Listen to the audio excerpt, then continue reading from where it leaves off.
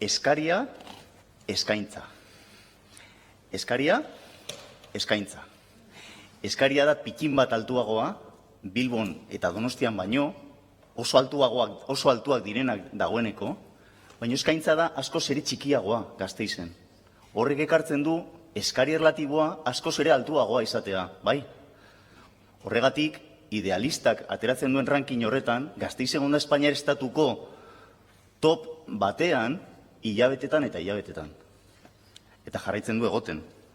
Eta ez baldin bada top batean, da top 3an.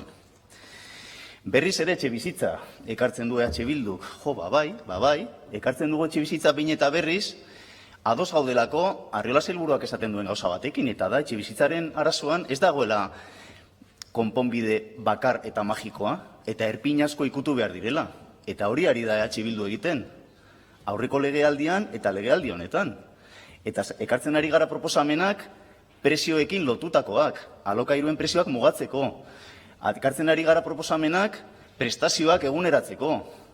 Eguneratzeko eskubide subjektiboa eta hobetzeko. Ekartzen ari gara baita ere proposamenak eskaintza handitzeko. Ekarri genuen lege proposamen bat tanteo eta retraktoz eskaintza handitzeko. Edota hirigintza planifikaziotik kopuru bat dedikatzeko alokairura. Eta gaur ekarri dugu beste proposamen bat eskaintza handitzeko. Gainera, lurzoru berriak kontsumitzen ez dituena. 11 zirriborroa entzun dizut, zir txarrak zareten. Ea, 12ean sortea daukagun. Hitzarmen baten 12 berzio. Daramatzazue 5 urte egiten. Hau, ea oraingoan egiten dezuen, nik uste gaur adostu dugun testoan, benetan belarrietatik tiratzen zaiela bai Jaurlaritzari eta baita udal gobernuari. EAJ eta PSek eramaten duten Jaurlaritzari eta EAJ eta PSek burutzen duten Gasteizko udal gobernuari.